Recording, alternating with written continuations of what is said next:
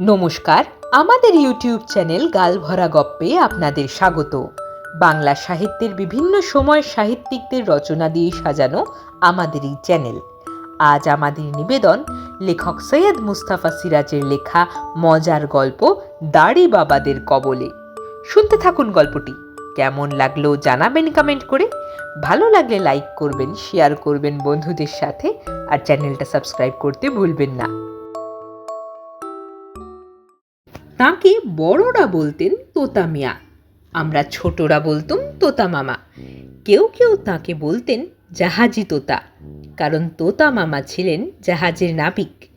আমাদের ছোট্ট শহরে হিন্দু ও মুসলিমরা মিলেমিশে বাস করতেন। তোতা মামার বাড়ি ছিল আমাদের বাড়ির পাশেই। তার ভাই ছিলেন দর্জি, তার ডাকনাম ছিল আতা মিয়া। দুজনেরই আসল নাম আমার জানা ছিল না, কিন্তু তোতা আতা দুই ভাই ছিলেন একেবারে বিপরীত, যেমন মেজাজে তেমনি চেহারায়। তোতা মামা ছিলেন লম্বা চওড়া প্রকাণ্ড মানুষ, তেমনি প্রকাণ্ড ভুঁড়ি, মাথার চুল কাঁচা পাকা, সামনের দিকে অল্প চুল, কিন্তু পিছনে একেবারে খুঁটিয়ে ছাঁটা। তবে দেখবার মতো ছিল তার গোঁফ, সুচলো বাঁকা গোঁফের ডগা আর বিশাল গোঁফ। রোজ দাড়ি কামাতেন, তাই বাবা ঠাট্টা করে বলতেন, কি হে তোতা মিয়া, রোজ দাড়ি কামাও কি গোঁফকে দেখনসই করার জন্য? তোতা মামা ভুঁড়ি কাঁপিয়ে হেসে বলতেন, তুমি ঠিকই ধরেছ। তবে কি জানো, আমাদের জাহাজের ক্যাপ্টেন হুবার্ট সাহেব ফ্রেঞ্চ কাট দাড়ি রাখেন, তাই কোনো নাবিকের দাড়ি রাখা পছন্দ করেন না। দাড়ি রাখবেন শুধু তিনি, ক্যাপ্টেন বলে কথা। তোতা মামা সারা বছর সমুদ্রে পৃথিবীর এক বন্দর থেকে অন্য বন্দরে জাহাজে কাটিয়ে বাড়ি ফিরতেন মাত্র একবার। কিছুদিন ছুটি কাটিয়ে আবার কলকাতা ফিরে যেতেন, তারপর আবার জাহাজে পাড়ি দিতেন এক দেশ থেকে অন্য দেশে। যখন বাড়ি ফিরতেন তখন পাড়ার ছোট বড় সবার জন্য কত জিনিস নিয়ে আসতেন এবং উপহার দিতেন। আমার জন্যে আনতেন রং বেরঙের ছবির বই, কালার পেন্সিল, লজেন্স। আমাদের বাড়ির ভেতরে বারান্দায় বসে চা খেতে খেতে তার সমুদ্র যাত্রার অদ্ভুত অদ্ভুত গল্প শোনাতেন। তাই তোতা মামা এলেই আমি আহ্লাদে আটখানা হয়ে যেতুম। বাবা মাও খুব খুশি হয়ে গল্প শুনতেন। সেবার পুজোর আগে সন্ধেবেলায় পড়তে বসেছি, এমন সময় বাইরে তোতা মামার চেনা সেই ভরাট গলার ডাক শোনা গেল, পুটু, ও পুটু। অমনি দৌড়ে ছোট্ট উঠোন পেরিয়ে সদর দরজা খুলে দিলাম। তারপরে ভীষণ ভড়কে গেলুম, এ আবার কি? সেই দশাশই চেহারা, পরনে শার্ট প্যান্ট, কাঁধে ব্যাগ, অথচ মুখে গোঁফ নেই এবং মাথায় চুল নেই। পুরো মাথা জুড়ে চকচকে টাক। আমি ফ্যাল ফ্যাল করে তাকিয়ে আছি দেখে তোতা মামা বললেন, কিরে পুটু, চিনতে পারছিস নে? আমি তোর সেই তোতা মামা। অবাক হয়ে বললুম, আপনার গোঁফ নেই কেন? মাথায় চুল নেই কেন তোতা মামা? ভেতরে চল, সব বলবো। বলে তোতা মামা বাড়ি ঢুকলেন। বাবা ইতিমধ্যে উঠোনে নেমে এসেছেন। তিনিও খুব অবাক হয়ে বললেন, কি অদ্ভুত ব্যাপার, ওহে তোতা মিয়া, তোমার গোঁফ গেল কোথায়? মাথা জুড়ে টাক পড়লো কেন? তোমার গালি বা অমন চকচক করছে কেন? তোতা মামা দীর্ঘশ্বাস ফেলে বিষণ্ণ মুখে বললেন, হ্যাঁ। আর বলো না হে, প্রাণে বেঁচে যে ফিরতে পেরেছি এই যথেষ্ট। বলে তিনি হাঁক দিলেন, কই গো বন্টি, শিগগির চা দাও। তোমার হাতে চা না খেলে চাঙ্গা হব না। ট্রেন থেকে নেমেই প্রথমেই এই বাড়িতে ঢুকেছি। মা বারান্দায় এসে দাঁড়িয়েছিলেন। মাও ভীষণ অবাক, বললেন, এ কি দাদা, তোমার এমন চেহারা হলো কেন? তোতা মিয়া বারান্দায় উঠে একটা চেয়ারে বসে বললেন, আগে চা, তারপর কথা হবে। হ্যাঁ, পুটুর কোন ক্লাস হলো এবার? বললুম, ক্লাস 6। বাহ, এই নে, তোর জন্য কত ইংরেজি গল্পের বই এনেছি দেখ। তোতা মামা কয়েকটা রংচঙে লম্বা চড়া বই বের করে আমার হাতে গুঁজে দিলেন। তারপর বাবাকে বললেন, তোমার জন্য এই সেফটি রেজার, ব্লেড আর দাড়ি কামানোর লোশন এনেছি। আর আমার বোনটির জন্য এনেছি পাপুয়া দ্বীপের আদিবাসীদের তৈরি কত রকমের গয়না। আর হ্যাঁ, এক সেট সাবানও এনেছি। মা তখনই চা করতে গেলেন। বাবা পাশে একটা চেয়ার টেনে বসলেন। আমি থামে হেলান দিয়ে তোতা মামার দিকে হাঁ করে তাকিয়ে রইলুম। ইনি কি সত্যি সেই তোতা মামা নাকি অন্য কেউ? কিচ্ছু বলা যায় না। আমাদের পাড়ার শেষে একটা কবরখানা আছে। কেমন যেন গা ছমছম করতে লাগলো।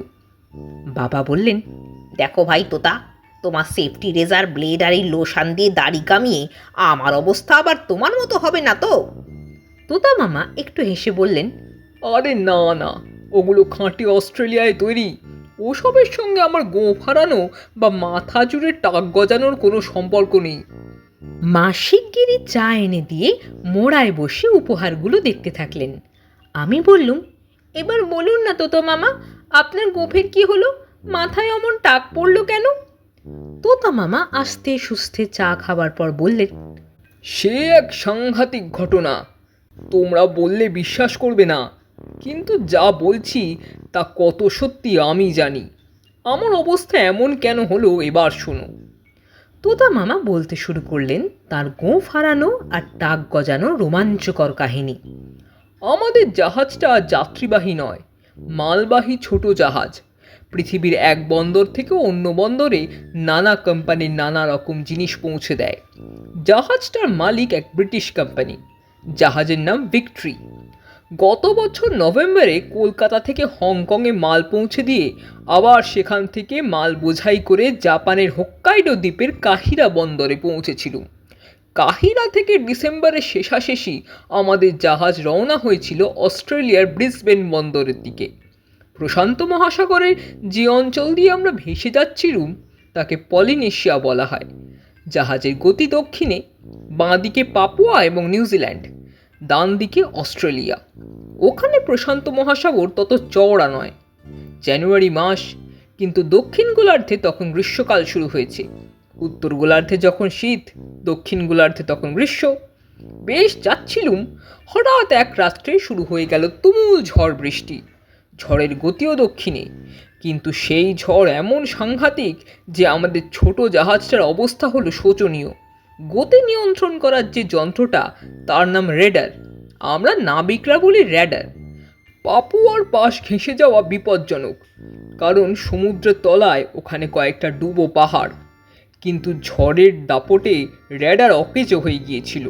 ডুবো পাহাড়ের কিনারায় ধাক্কা লেগে এই দুরবস্থা। তার উপর আর জাহাজের গতি সামাল দেওয়া গেল না।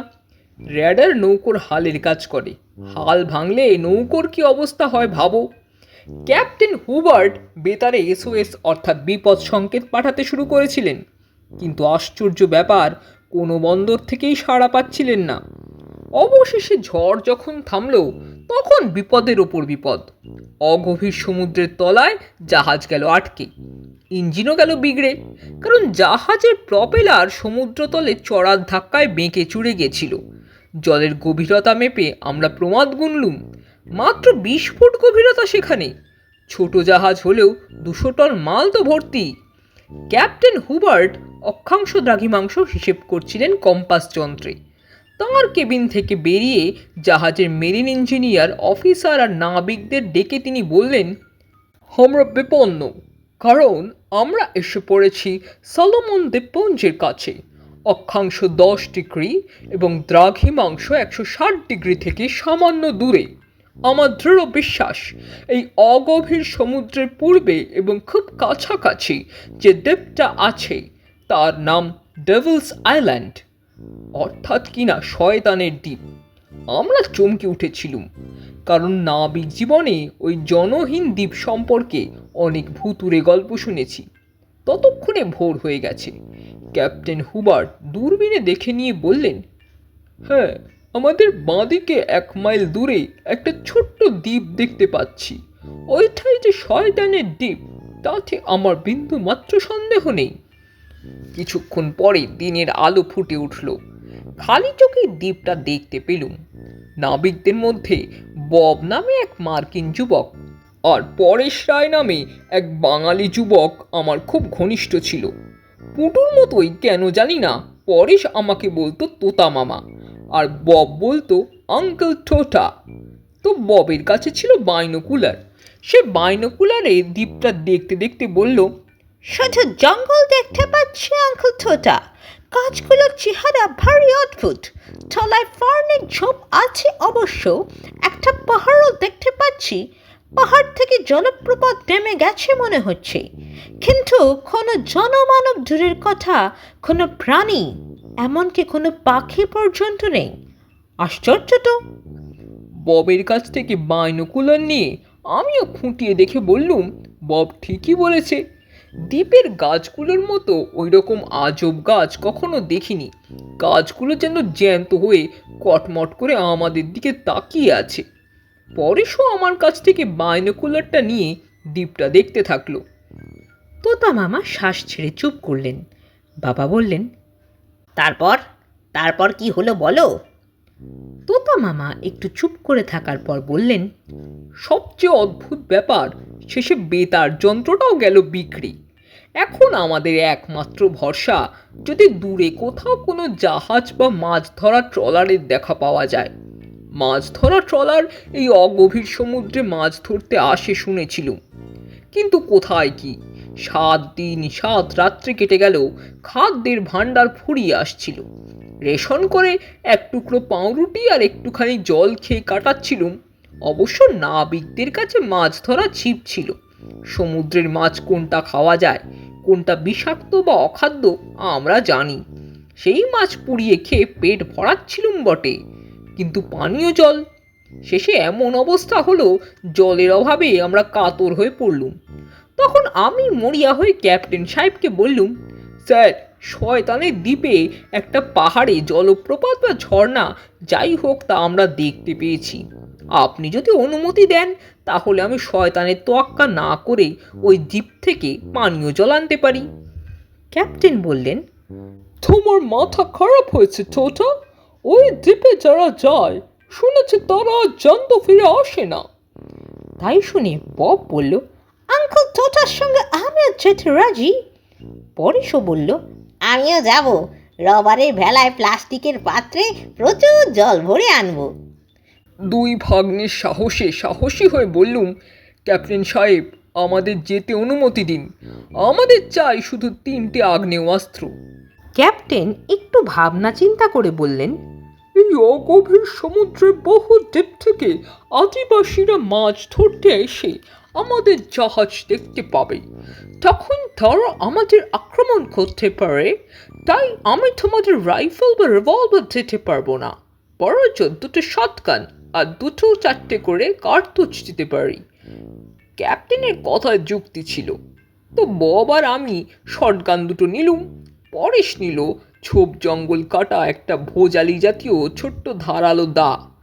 আমরা 3 জনে রবারের ভেলায় চেপে শয়তানের দ্বীপের বালি ভরা বিচে পৌঁছলুম। তারপর জল ভরার 3টে পাত্র নিয়ে রবারের ভেলাটা টানতে টানতে ফার্নের জঙ্গলে লুকিয়ে রাখলুম। আগেই বলেছি, দ্বীপের গাছপালার চেহারা কেমন যেন জ্যান্ত। এসব গাছ আমি জীবনে দেখিনি। কাছাকাছি গিয়ে মনে হচ্ছিল ফিসফিস শব্দে গাছগুলো যেন আমাদের বিরুদ্ধে কি একটা চক্রান্ত করছে। ফার্নের ঝোপ কেটে যত এগোচ্ছি তত চমকে উঠে পিছনে তাকাচ্ছি। কেউ বা কারা যেন গোপনে বা অদৃশ্য থেকে আমাদের পিছনে হেঁটে আসছে। বব তো একবার চমকে উঠে শটগান তাক করে গুলি ছুটতে যাচ্ছিল। ওকে আটকে না দিলে সত্যিই গুলি ছুটত। মিনিট 20 হাঁটার পর দেখলাম ওটা পাহাড়ি ঝর্ণাই বটে। প্রায় 50 ফুট উঁচু থেকে জলের ধারা নিচে আছড়ে পড়ে ছোট্ট জলাশয় সৃষ্টি করেছে। বহু দ্বীপে এ ধরনের প্রস্রবণ আছে, সুপেয় জলের। ছোট্ট জলাশয়টা অন্তত 20 ফুট নিচে একটা সংকীর্ণ উপত্যকায় অবস্থিত। তারপর জঙ্গলের ভেতর দিয়ে বয়ে গেছে।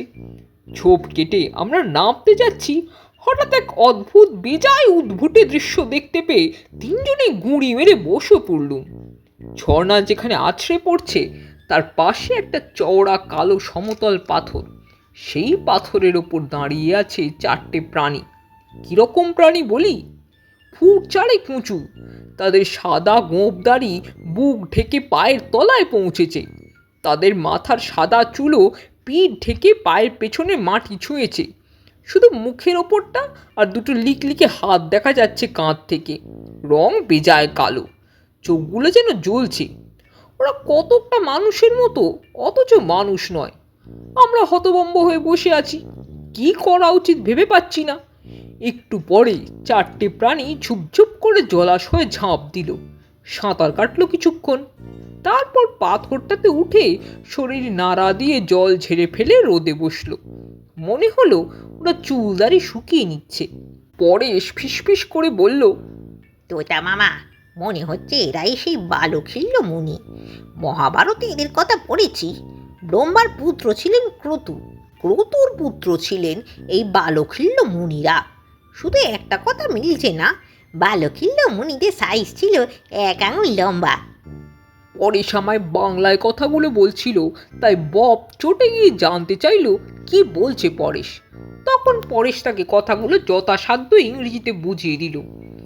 বব গম্ভীর হয়ে বলল, তোমাদের ওই বই যারা লিখেছিল তারা নিশ্চয়ই দৈত্যের মতো প্রখণ্ড ছিল, তাদের আঙুল কি তোমার মতো ছিল? পরেশ রায় তার কথায় সায় দিল। 8 ঘন্টা কেটে গেল, কিন্তু বালখিল্যরা নড়ল না। তখন অধৈর্য হয়ে খাপ্পা বব আমি বাধা দেওয়ার আগেই শূন্যে ফায়ার করে দিল। নিচের উপত্যকায় প্রচণ্ড শব্দ হলো। অমনি সেই দাড়ি বাবারা, পরে ঠাট্টা করে আমি তাদের দাড়ি বাবা নাম দিয়েছিলুম, তারা চমকে গিয়ে আমাদের দিকে তাকালো। তারপর কিচিরমিচির করে কি বলতে থাকলো। ববকে আটকাতে পারলুম না। সে আবার শূন্যে ফায়ার করবা মাত্র দাড়ি বাবা বা বালখিল্যরা পাহাড়ের গায়ে ঝোপ জঙ্গলের ভেতর পলকে অদৃশ্য হয়ে গেল। বব, তার পিছনে পরেশ, তার পিছনে আমি 3টে জলের পাত্র নিয়ে দ্রুত নেমে গেলুম। সেই পাথরটা থেকে ঝর্ণার জল ভরতে শুরু করলো বব আর পরেশ। আমি শটগান হাতে পাহারায় রইলুম। হঠাৎ আমার মাথায় গোঁ চাপলো, দুর্মতি আর কাকে বলে। তোতা মামা আবার জোরে শ্বাস ছেড়ে চুপ করলেন। বললুম, তোতা মামা, তারপর কি হলো? তোতা মামা তার মাথার চকচকে চামড়ায় হাত বুলিয়ে নিয়ে আবার তার কাহিনী শুরু করলেন। আমার মাথায় গোঁ চাপলো। শটগানের গুলির শব্দে যারা ভয় পায় তারা নিশ্চয়ই ভীতু। আমার হাতে শটগান আছে, 2টো কার্তুজ আছে, ধারালো দা আছে। তাছাড়া নাবিক জীবনে কত ভয়াবহ অবস্থায় পড়েছি, তা থেকে গায়ের জোর আর বুদ্ধির জোরে উদ্ধার পেয়েছি। এই 4 ফুট দাড়ি চুল বলা দুপেয়ে প্রাণীগুলোকে ভয় পাওয়ার কোনো মানে হয় না। অন্তত ওদের একটাকে ধরে জাহাজে নিয়ে যেতে পারলে না হইচই পড়ে যাবে। আমি বব আর পরেশকে কিছু না বলে খাড়াই বেয়ে সাবধানে উঠতে শুরু করলুম। ওরা আমাকে ডাকাডাকি করছিল, সাড়া দিলুম না। পাহাড়ের চূড়ার কাছাকাছি গিয়ে দেখি জঙ্গলের ভেতর একটা সরু পথ। ওই পথেই বিদঘুটে প্রাণীগুলো তাহলে এসেছিল। কয়েক পা এগিয়ে গেছি, আচমকা দুধারের গাছ থেকে ঝুপঝাপ করে সেই দাড়ি বাবারা আমার ওপর ঝাঁপিয়ে পড়লুম। তখন বুঝলুম ওদের গায়ে কি সাংঘাতিক শক্তি। একজন আমার শটগান কেড়ে নিয়ে ছুঁড়ে ফেলল। বাকি 3 জন আমার পিঠে বসে ফরফর করে আমার জামা ছিঁড়ে ফেলে দাড়ি ঘষতে থাকলো। ওহ, সে কি সুড়সুড়ি! হাসবো কি চেঁচাতে শুরু করলুম। তখন একজন হাত বাড়িয়ে গোপ শুদ্ধ আমার মুখ চেপে ধরলো। গো গো করতে থাকলুম। তারপর যে কি হয়েছিল তার মনে নেই। নিশ্চয়ই আতঙ্কে জ্ঞান হারিয়ে ফেলেছিলুম। কতক্ষণ পরে দেখি বব আর পরেশ আমার মুখে জলের ঝাপটা দিচ্ছে। জ্ঞান ফিরতেই বললুম, ওরা কোথায়? বব বলল, তা জানি না, তোমাকে খুঁজতে এসে দেখি এখানে অজ্ঞান হয়ে পড়ে আছো তুমি। তোমার জামা ছিঁড়ে গেছে। পরেশ বলল, তোমার শটগান কি হলো তোতা মামা? অতি কষ্টে বললুম, ওই জঙ্গলে ওরা ছুঁড়ে ফেলেছে। পরেশ জঙ্গলে শটগানটা কুড়িয়ে আনলো। তারপর ওদের সাহায্যে অতি কষ্টে নিচে নেমে এলুম। জলের পাত্র 3টে ঠিকই ছিল। পরেশ আর বব 3টে পাত্র ধরাধরি করে নিয়ে চলল। আমি খাপ্পা হয়ে শটগানটা থেকে পাহাড়ের চূড়ার দিকে একটা গুলি ছুঁড়লুম। কিন্তু তখনও জানতুম না এর পরে কি ঘটবে। ভেলায় চেপে জাহাজে ফিরে গেলুম। জাহাজ শুদ্ধ লোক ভিড় করে দাড়ি বাবা বা বালখিল্যদের গল্প শুনল, কিন্তু তারা বিশ্বাস করল না। শুধু ক্যাপ্টেন হুবার্ট বললেন, ওটার নাম ডেভিলস আইল্যান্ড কেন এবার বোঝা গেল। বব, পরেশ আর তোতা যাতে দেখেছে তারা সেই শয়তান। যাই হোক, তোতাকে শয়তানরা ছুঁয়েছিল। তোতাকে একটা আলাদা কেবিনে রাখতে হবে। ওর গায়ে শয়তানের ভাইরাস লেগেছে, সাবধান। কথাগুলো শুনে আমি একটু ভড়কে গেলুম, তবে পুরো কেবিনে একা থাকার সুযোগ পেয়ে একটু খুশিও হয়েছিলুম। সেই দিনই বিকেলে পাপুয়া দ্বীপের একটা মাছ ধরার ট্রলার মাছ ধরতে এসেছিল ওই অঞ্চলে। নাবিকদের পতাকা নাড়ানো দেখে তারা আমাদের জাহাজের পাশে এসেছিল। তারপর ক্যাপ্টেনের মুখে সব কথা শুনে একজন ইঞ্জিনিয়ার এবং একজন অফিসারকে ট্রলারে চাপিয়ে নিয়ে গেল। মাঝরাতে একটা ছোট জাহাজ এসে প্রায় 1 মাইল উত্তরে নোঙর করেছিল। সেখান থেকে রবারের ভেলায় পালাক্রমে আমাদের জাহাজের লোকজনকে নিয়ে গেল। বাকি রইলেন শুধু ক্যাপ্টেন হুবার্ট আর আমি। ক্যাপ্টেন বললেন, আমাদের জাহাজে সব মাল খালাস করে নিয়ে যাওয়ার জন্য ব্রিসবেন থেকে একটা মালবাহী জাহাজ আসছে। সেটা না আসা পর্যন্ত আমাকে থাকতে হবে। আর তোতা, তোমাকে শয়তানগুলো ছুঁয়েছে, তোমাকে কারো সংস্পর্শে যেতে দেওয়া হবে না। সেই জাহাজে তুমি আমার সঙ্গে যাবে। কথা শুনে খুব মনমরা হয়ে গেলুম। যাই হোক, কেবিনে ঘুমিয়ে পড়েছিলুম শেষ রাত্রে। হঠাৎ ঘুম ভাঙার পর চমকে উঠলুম। এ কি, আমার পা পর্যন্ত জঙ্গলের মতো দাড়ি গজিয়েছে কেন? লাফিয়ে উঠে বসলুম। সেই রকম লম্বা চুল আমার মাথা থেকে পায়ের পিছন দিকে লুটিয়ে পড়ল। সর্বনাশ, আমিও যে দাড়ি বাবা হয়ে গেছি। চিৎকার করে ডাকলুম, ক্যাপ্টেন সাহেব, ও ক্যাপ্টেন সাহেব! ক্যাপ্টেন হুবার্ট এসেই আমাকে দেখে রিভলভার বের করেছিলেন। বললুম, আমি আপনার সেই নাবিক তোতা স্যার, দয়া করে আমায় গুলি করে মেরে ফেলবেন না। ক্যাপ্টেন তখন দড়াম করে কেবিনের দরজা বাইরে থেকে এঁটে বললেন, থলা আটকে দিচ্ছে তোতা, তুমি তো শব্দটি করবে না, করলেই গুলি করে মেরে ফেলবো। আর শোনো, তোমাকে দেখলে ব্রিসবেনে হইচই শুরু হয়ে যাবে। তাই গোপনে তোমাকে আমার চেনা এক জীববিজ্ঞানী এবং ডক্টরের ল্যাবে নিয়ে যাব। সাবধান, টু শব্দ নয়। কথা না বাড়িয়ে এবার সংক্ষেপে বলি, বন্টি, তার আগে 1 কাপ চা চাই। মা চা করতে কিচেনে চলে গেলেন। দেখলুম বাবা মিটিমিটি হাসছেন। তোতা মামা বললেন, বুঝেছিলুম বিশ্বাস করবে না। আমার মাথা, নাকের নিচটা আর গালের অবস্থা দেখো। চা খেয়ে তোতা মিয়া তার কাহিনী শুরু করলেন। ব্রিসবেনে জীববিজ্ঞানী এবং ডাক্তার রবার্ট স্টিলারের ল্যাবে প্রায় 1 মাস ধরে গোপনে আমার চিকিৎসা চলেছিল। ডাক্তার স্টিলার বলেছিলেন, সলোমন আইল্যান্ডের অনেক এলাকায় এখনো অনেক অদ্ভুত প্রাণী থাকতে পারে। তাদের গায়ের লোম থেকে এরকম অদ্ভুত সংক্রামক ব্যাধি হওয়া খুবই সম্ভব। যাই হোক, আমি যে লোশন তৈরি করেছি তার ফল পাওয়া গেছে।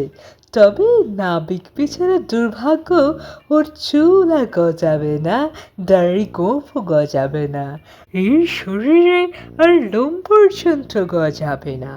কিন্তু সাবধান নাবিক, তোমাকে এখনো 3 মাস আমার লোশন মেখে প্রতিদিন স্নান করতে হবে। এর মধ্যে একদিনও লোশন না মাখলে কি ঘটবে তা বলতে পারছি না। কথা শুনে কোনো প্রশ্ন করতে পারিনি। ডক্টর স্টিলার ক্যাপ্টেন হুবার্টের মতোই রকচটা মানুষ। বলে তোতা মামা দীর্ঘশ্বাস ফেললেন। বাবা তার উপহার দেওয়া লোশন দেখিয়ে বললেন, ওহে তোতা মিয়া, এই লোশন আবার সেই লোশন নয় তো? অমনি তোতা মিয়া আগের মতো ভুঁড়ি কাঁপিয়ে হেসে বললেন, না না, আমার লোশন কবে ফুরিয়ে গেছে। ওটার গায়ে কি লেখা দেখো, শেভিং লোশন। বললুম, আচ্ছা তোতা মামা, আপনি সেই ডাক্তারকে কেন বলেননি অন্তত গোঁফ গজানোর কোনো লোশন দিন? তোতা মামা, আপনার গোঁফ না থাকলে আপনাকে যে কেউ চিনতে পারবে না। তোতা মামা বললেন, চেপে যা পুটু, এই শহরে কেউ যেন টের না পায় আমার গোঁফ নেই, তাহলে আমাকে আর গ্রাহ্য করবে না। জানিস, আমি ছোট ভাইয়ের বাড়ি ঢুকিনি, চুপি চুপি সন্ধেবেলা শুধু তোদের বাড়ি এসেছি। এখনই চুপি চুপি কেটে পড়বো, কলকাতা চলে যাব। বাবা বললেন, তা কেন? তুমি নকল গোঁপ পরে মাথায় পরচুলো চাপিয়ে নেবে। তোতা মামা হাসলেন। তা মন্দ বলনি।